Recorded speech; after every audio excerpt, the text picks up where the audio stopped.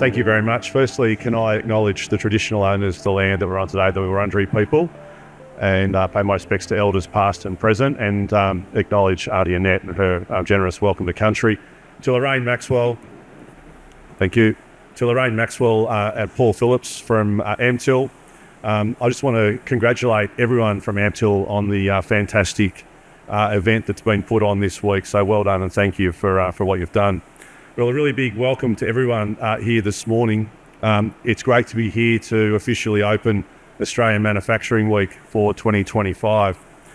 With nearly 400 exhibitors on display here this week, I'm reliably informed that this is the biggest manufacturing week ever. And our government's really proud to be sponsoring this event and providing such an important platform for the manufacturing sector. Where better to hold Australia's premier advanced manufacturing event than right here in the nation's manufacturing capital. I know a lot of people around Australia know Victoria for our coffee, for our culture, and our great sporting events, but we are of course also home to the biggest employing manufacturing sector in the country. Made up of more than 23,000 businesses and employing some 283,000 people, the manufacturing sector is a driving force for the state's economy. It contributes 6% to our gross state product and exports nearly $26 billion worth of goods. And many innovative and forward-thinking manufacturers are thriving in Victoria, with employment in the sector growing by some 10% in the 2 years to the end of 2024. Having said that, as a new minister in this portfolio and travelling around visiting lots of manufacturing facilities, I've heard loud and clear about the challenges that exist in the sector and how the government can do more. We'll be taking action on those fronts. We know in an uncertain world that resting on our laurels is never an option. So that's why late last year, the Victorian government released Victoria's economic growth statement, which sent a clear signal to business and industry about our priorities for a stronger economy. The statement identifies advanced manufacturing and defence as one of the 5 key priority sectors the Victorian government is committed to backing. A strong and resilient manufacturing sector is the cornerstone to our economy and the key to delivering new opportunities and future growth.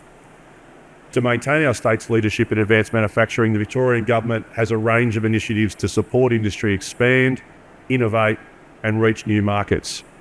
They include the $21.2 million Manufacturing and Industry Sovereignty Fund, which is helping to build Victoria's sovereign manufacturing capability by supporting Victorian businesses in key growth areas across the state.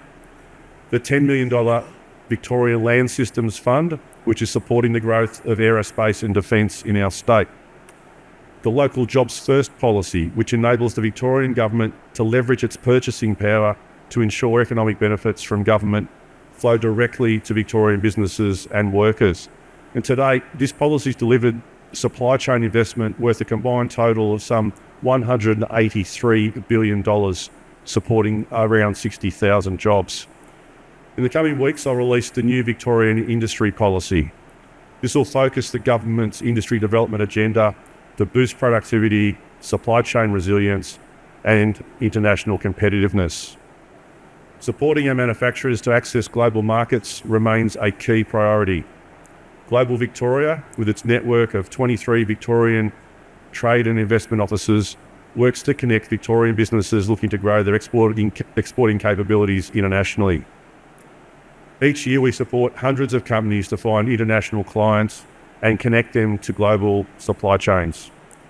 And that's why I encourage you all to visit the Victorian Government stand here at MP 240, where you can have a chat with our team and learn more about the support that's on hand for local manufacturers to grow and innovate.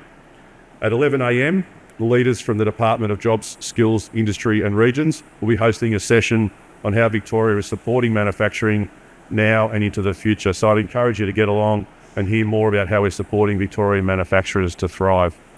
This is also a fantastic opportunity to connect with the many Victorian businesses and organisations here on the floor today. Their cutting-edge technologies and products represent the very best of our state's manufacturing talent, so make sure to have a look and say hello. Some of the terrific Victorian manufacturers exhibiting their wares include, not limited to, AME Systems, Bosch, Catton Industries, InfraBuild, Rebel Transport Packaging, and Sutton Tools. So thank you again to AMTIL for putting on such an important event. I'd like to point out the incredible role that they play in championing advanced manufacturing, not only here in Victoria, but across the country. By working together, we can empower industry to innovate and grow, generating wide-reaching benefits for generations to come. I wish you all a wonderful Australian Manufacturing Week. Thank you.